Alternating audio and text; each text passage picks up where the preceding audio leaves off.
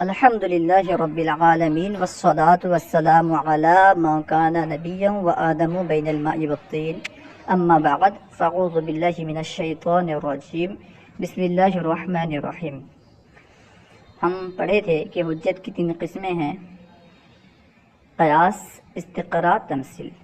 قیاس کا بیان مکمل ہوا۔ قیاس کی جو 2 قسمیں ہیں، اقترانی، استثنائی، ان میں سے ہر ایک کی تعریف اور نتیجہ دینے کے کیا شرائط ہیں، کس طرح نتیجہ دیتے ہیں وہ، اس کے بارے میں بات مکمل ہو گئی۔ آج ہم انشاءاللہ جو حجت کی اور 2 قسمیں ہیں یعنی استقراء اور تمثیل، اس کے بارے میں پڑھیں گے کہ استقراء کسے کہتے ہیں، تمثیل کسے کہتے ہیں۔ استقراء کا لغوی معنی ہوتا ہے تلاش کرنا، اور اصطلاح میں یعنی اصطلاح منطق میں استقراء کہتے ہیں کسی جزئی سے کلی پر استدلال کرنا۔ جزئی سے کلی پر استدلال کرنے کو استقراء کہا جاتا ہے، یعنی کسی کلی کے اکثر جزئیات کو دیکھ کر کے، کسی کلی کے اکثر جزئیات پر نظر کر کے، ان کو دیکھ کر کے کلی پر کسی چیز کا حکم لگا دینا، یہ استقراء کہلاتا ہے۔ جیسے حیوان ایک کلی ہے، اس کے جو افراد ہیں جیسے انسان، غنم، بقر وغیرہ، ہم نے کیا کیا، اکثر جزئیات کو، انسان کو، غنم کو، بقر کو وغیرہ کو دیکھا، اکثر کو دیکھا کہ وہ کھاتے وقت اپنے جبڑے کو ہلاتے ہیں۔ ہم نے انسان کے جو جزئیات ہیں، اکثر جزئیات پہ دیکھا کہ وہ کھاتے وقت اپنے جبڑے کو ہلاتے ہیں، تو ہم اس جزئیات سے ہم نے انسان پر حکم لگا دیا، ہم نے حیوان پر جو کہ کلی ہے، ہم نے حیوان پر حکم لگا دیا کہ ہر حیوان کھاتے وقت جبڑا ہلاتا ہے۔ حالانکہ ہم نے حیوان کے ہر افراد پر یہ جو وصف ہے یعنی جبڑا ہلانا نہیں پایا، بلکہ ہم نے اکثر کو دیکھا، اکثر میں تلاش کیا کہ جب بھی وہ کھاتے ہیں تو جبڑا ہلاتے ہیں، جبڑے میں حرکت پیدا ہوتی ہے۔ ہم نے اکثر کو دیکھ کر کے کل پر حکم لگا دیا اور ہم نے کہا کہ ہر حیوان کھاتے وقت جبڑا ہلاتا ہے، اسے کہتے ہیں استقراء۔ اور تمثیل کا لغوی معنی ہوتا ہے تشبیہ دینا۔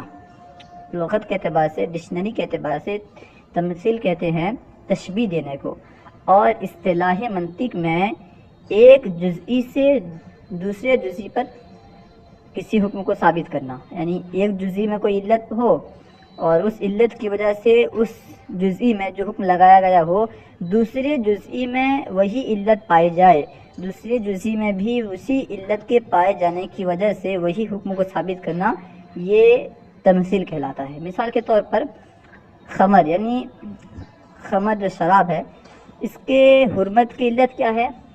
ہم نے دیکھا کہ اس کے حرمت کی علت نشہ ہے، نشہ ہونا خمر کے حرمت کی علت ہے۔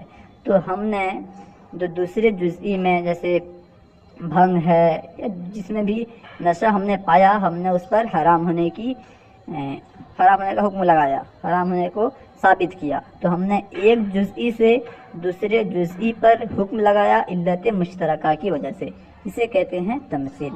آئیے ہم کتاب سے تفصیلاً پڑھتے ہیں۔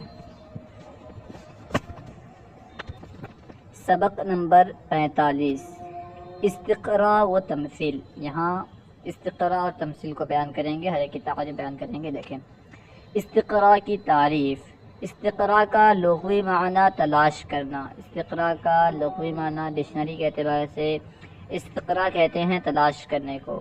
اصطلاحی معنی وہ حجت جس میں جزئی سے کلی پر استدلال کیا جائے۔ جس حجت میں جزئی سے کلی پر استدلال کیا گیا وہ اسے اصطلاح منطق میں استقراء کہا جاتا ہے۔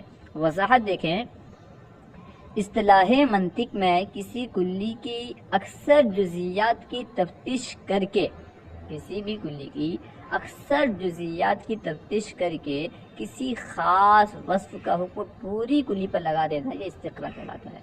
یعنی کسی کلی کی اکثر جزئیات کو دیکھا، اس کی تفتیش کی، اور تفتیش کرنے کے بعد کسی خاص وصف کا حکم پوری کلی پہ لگا دیا گیا، تو اسے کہیں گے استقراء۔ جیسے ہم نے دیکھا کہ انسان، فرس، غنم وغیرہ چباتے وقت نیچے والا جبڑا ہلاتے ہیں۔ انسان، غنم، فرس وغیرہ جو بھی ہیں، جب یہ چباتے ہیں تو نیچے والا جبڑا ہلاتے ہیں، تو ہم نے تمام حیوانوں پر حکم لگایا کہ ہر حیوان چباتے وقت نیچے والا جبڑا ہلاتا ہے۔ ہم نے کیا دیکھا؟ انسان کو، بکر کو، غنم کو، جو کہ حیوان کے افراد ہیں، یعنی حیوان کے جو جزئیات ہیں، ہم نے انہیں دیکھا، اکثر جزئیات کو دیکھا کہ جب بھی وہ چباتے ہیں تو نیچے والے جبڑے کو ہلاتے ہیں۔ انہیں دیکھنے کے بعد ہم نے پورے کلی پر یعنی حیوان پر ہم نے یہ حکم لگایا کہ ہر حیوان چباتے وقت نیچے والا جبڑا ہلاتا ہے۔ اسے کہتے ہیں استقرا۔ تمثیل، تمثیل کسے کہتے ہیں؟ تعریف فرما رہے ہیں۔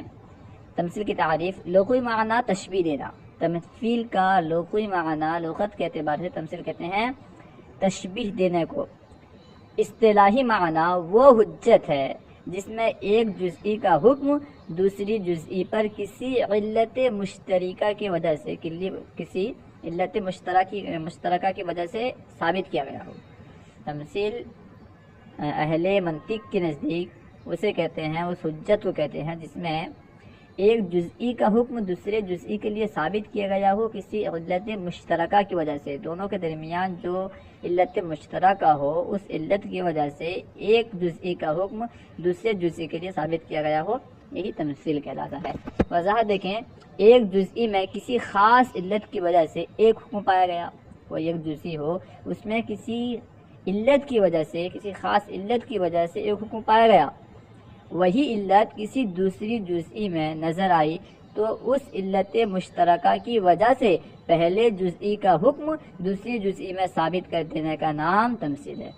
یعنی کسی علت خاص کی وجہ سے ایک جزئی پر حکم لگایا گیا ہے اور دوسرے جزئی میں وہی علت پائی جا رہی ہے، تو ہم اس علت کو دیکھ کر دوسری جزئی میں بھی وہی پہلے جزئی کا حکم لگا دیں، یہ تمثیل کہلائے گا۔ جیسے مثال سے بتلا رہے ہیں، جیسے خمر ایک جزئی ہے، خمر ایک جزئی ہے، اس کی علت کیا ہے؟ علت نشہ کی وجہ سے اس کا حکم حرام ہونا ہے۔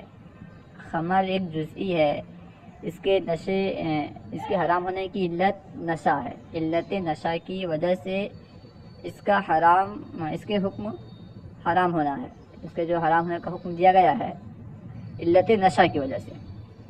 یہی نشہ کی علت ایک دوسری جزئی بھنگ میں بھی نظر آئی تو اس علت مشترکہ کی وجہ سے حرام ہونے کا حکم بھنگ پر بھی لگا دیا گیا۔ یعنی یہی علت مشترکہ کیا؟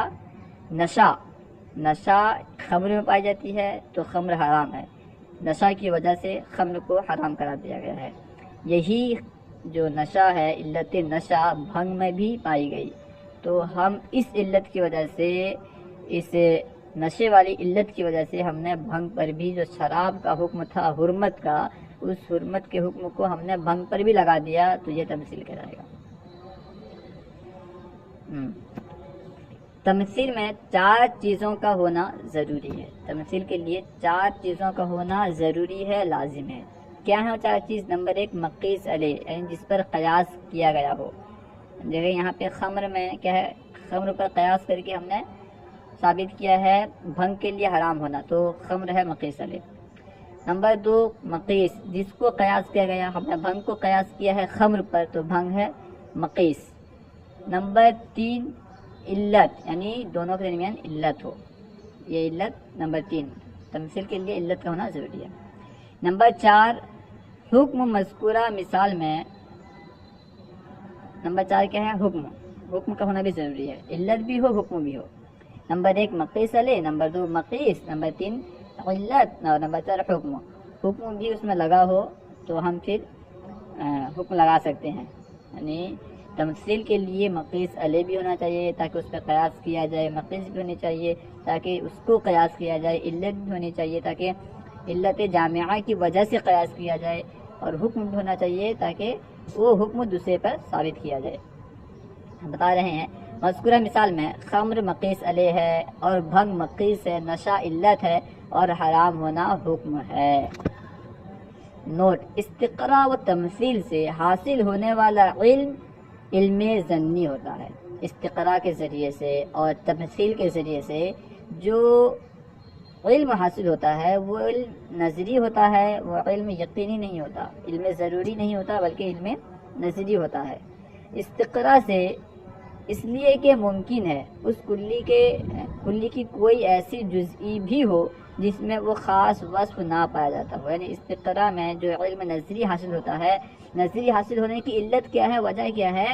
اس کی وجہ یہ ہے کہ ممکن ہے اس کلی کی کوئی ایسی جزئی ہو جس میں وہ خاص وصف نہ پایا جاتا ہو اور ہماری تلاش میں نہ آئی ہو، اور جو وہ جزئی ہماری تلاش میں نہ آئی ہو.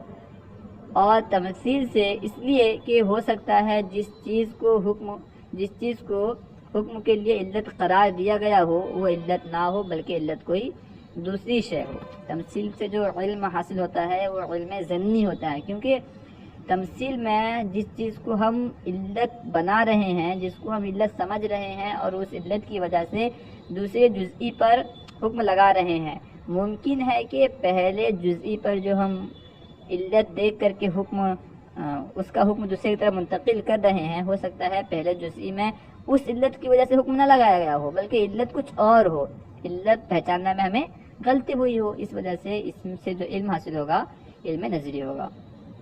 جیسے وہ اس وجہ سے کہ یہاں پہ ممکن ہے کہ غلطی ہو سکتی ہے، علت پہچاننے میں ہم سے غلطی ہو سکتی ہے. جیسے شراب کو حرام قرار دیا گیا ہے اور ہم نے سمجھا کہ شراب کیوں حرام ہے، علت نشہ کی وجہ سے. ہو سکتا ہے کہ اللہ تبارک و تعالی شراب کو کسی اور وجہ سے حرام قرار دیا ہو، ممکن ہے، لیکن ہم نے شراب کو نشے کی علت کی وجہ سے حرام سمجھا ہے، اور اس علت کو جہاں ہم نے پایا، یعنی بھنگ میں ہم نے اس علت کو، نشے کی علت کو پایا تو ہم نے اس پر بھی حرام ہونے کا حکم لگایا. اور بھنگ کا حرام ہونا یہ نظری علم سے حاصل ہے، یقینی نہیں ہے. بھنگ یقینی طور پر حرام نہیں ہے بلکہ نظری علم سے اس کا حرام ہونا ثابت ہوا ہے. صلو علی الحبیب صلی اللہ تعالی علی محمد. ہمارے چینل فیضان درس نظامی کو ضرور سبسکرائب کریں اور اپنے قیمتی مشورے سے ہمیں نوازیں.